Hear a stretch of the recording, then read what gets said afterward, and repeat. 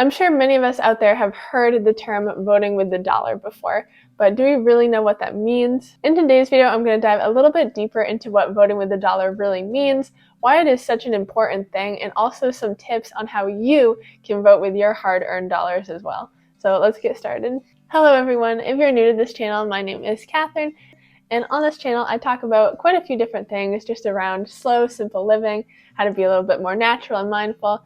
And in this video, I am talking about voting with the dollar. So if you're watching this in real time, it's kind of a funny point to be at. We just got done with actual election time, actual voting, and we're in the holiday season, which is a lot of spending money typically.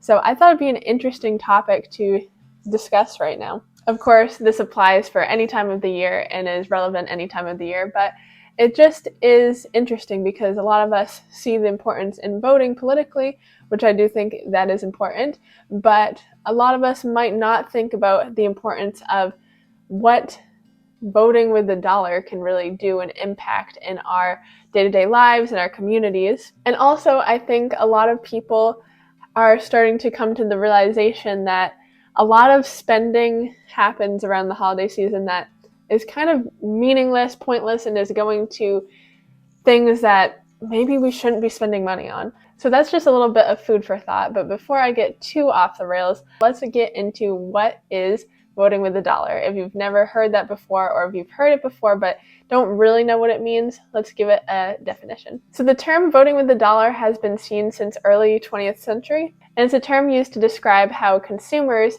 can influence business and production decisions. To put it in even more simple, basic terms, it's essentially the concept of whatever the money is going towards will build that up, make more of whatever that is. Whereas wherever there isn't money going towards, it will cause there to be less of something or less interest or care towards something. So why is this important? Why is it important to vote with our dollar per se? And it's just the same as any other kind of voting. Just like people voting politically or even people having opinions, it's all because we want to see changes happen in our communities and we just want to see the world become better. And so I'd argue the vote with the dollar is one of the most effective ways to actually see change happen. So I actually have 5 tips today on how you can make the most use of your hard-earned money, how you can feel really good about where it's going. And without further ado, let's just hop right in. So tip number 1 is really figure out your budget if you haven't already. So I am by no means a financial advisor or have any, financial education, but I am somebody who saves and budgets for myself. And I know that it's really hard to make smart choices on where your money is going if you don't even really know where it's going to begin with. This doesn't have to be a super, super difficult process by any means. I would just say for a month, keep track of every single transaction you do, whether that be using only your debit card so that you can have a digital record, or always writing it down, or always saving every receipt, whatever you have to do. And I'd also give everything like a little category. So if it's grocery shopping, I'd write grocery next to it.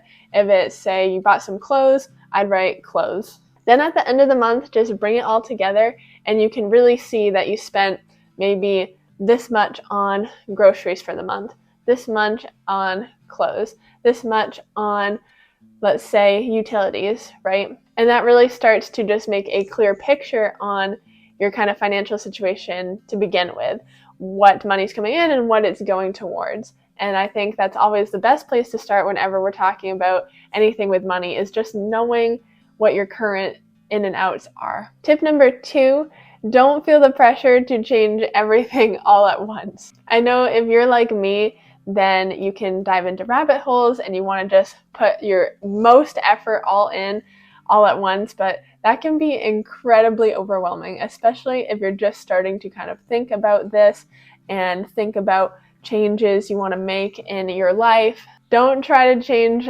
every single thing at once. It's probably not going to go well. And ultimately, that will most likely just make you overwhelmed, and then you'll go back to not tracking anything, not trying to spend your money on better things. It'll just go back to full convenience. So don't overwhelm yourself, don't overload.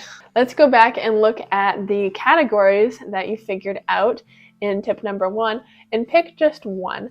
Let's say, for example, we'll do the clothing category. We're just going to change up how we spend our money when it comes to clothing for right now. Or for you, it may be certain groceries, or it may be hygiene products. It could be all kinds of things. Just pick one, though, to start. Tip number 3, have an understanding of what's actually important to you. This might seem obvious, and of course I know what's important to me, right? But if you don't really sit down and really think about it, maybe write it down, journal it, then it's easy to forget or not really think about it. Really figure out what kind of things you stand for, whether it be sustainability or things that are eco-friendly. You want to support things that are more locally made, want to support fair wages. It can be anything, and even if you don't think it could relate to products at this time, then just make a list of kind of your values, your personal values and what you stand for, and topics that maybe you want to see there be change in. I would just write it down in a junk journal and just make that list and don't think about it. Just write everything down, and then that'll really give you a good place to start on maybe where you'd want to vote with $1 a little bit, because there's certain companies that will cater more towards your values.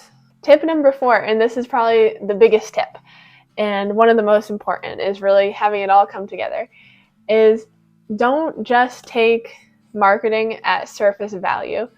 And what I mean by this is a lot of products, a lot of companies use very clever marketing to try to make you think that they support maybe a value you have. Here's just a couple examples. Maybe green packaging, right? A lot of the time there is words used in the marketing that makes it sound really good. Like you can call things green, eco-friendly, sustainable, conscious, low carbon. You can use all these words and it doesn't have to be backed up by anything. So just seeing something maybe green that says sustainable on it does not mean it actually is. So first off, my advice to you would be, don't try to make these decisions on things when you're in a store. That's going to be very difficult, and it's going to be very easy for you to be susceptible to just looking at packaging and saying, oh, that looks like something that I would believe in. But what's probably going to happen is you're going to spend a lot more for something that's actually not much better than other alternatives. What I would say is good to do is beforehand, do some research at home. Let's say we're continuing the clothing example. You really want to get some new sweaters because you're actually low on sweaters and it's getting cold and maybe you don't have a sweater that fits you right. So you're looking for a sustainable brand, opposed to getting to the store and just trying to find something that maybe suits those needs. Look up things ahead of time. Or if you're looking for a more natural form of makeup or skincare, I would not wait till you get to the store and then just find the one that says, all natural on it in the packaging, because that's another just buzzword. Lots of buzzwords can be used and not actually be backed up. So do research beforehand and really dive into the companies. Of course, a lot of companies out there have FAQs, and it's good to find brands that are very upfront and honest about ingredients, about how they get their ingredients, about the whole process of making their product. And that's really great to look for. But even more so, I would look for third-party certifications. What this basically means is that a third party that has a certification in something looks at a brand and determines unbiasedly if it actually meets the criteria to be certified. I'll name just a few that you can start your Googling with, but definitely just look up different third-party certifications for things that you may be interested in. Just a couple include Cradle to Cradle, B Corp, Fair Trade certification. Make sure it's the certification and not just somebody saying fair trade.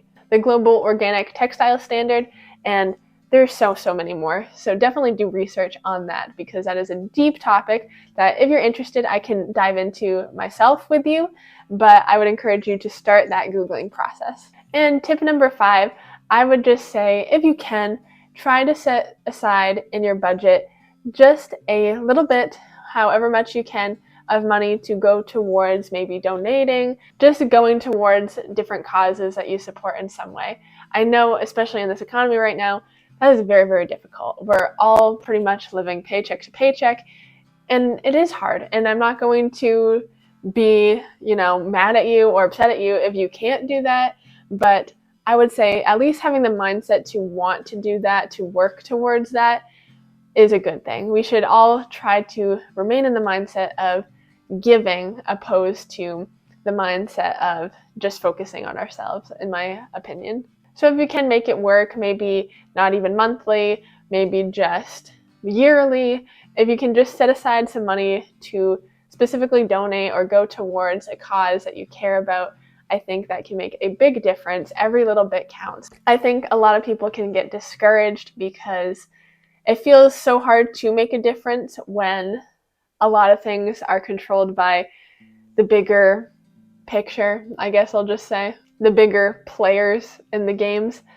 It can feel discouraging and like what we do doesn't matter. But of course, what everybody does matters to some extent, and what everybody does makes a difference. So I would just encourage you always to just do the best you can in all things, and just try to focus on having that mindset. Correct mindset is the best step forward in any goal or any task or anything really. If the mindset's not there, it's not happening. But if it is there, it will happen eventually, somehow, in some way. So I hope you like this video. I hope you like this kind of brief overview of voting with the dollar, and I hope you can take some of this advice, especially during this time. If you have any questions, please leave it down below, and also let me know if you want me to cover any more on this topic. What's something you want to do a little bit better at using, the dollar to vote? For me personally, it's probably art supplies.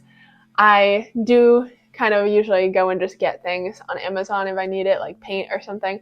But there is a local yarn store that I get my yarn from that also they carry art supplies. And of course, they're not making the art supplies. I don't know where it comes from, but putting that money back into that business would be better than just going to Amazon. So that's something I could work on. But let me know what it is for you, and we can have a little chat about it in the comments. But that is going to do it for me today. If you like this kind of content and would like to see more in the future, please consider subscribing to join this community of like-minded folk. I really do hope to see you in the next one. But for now, bye-bye!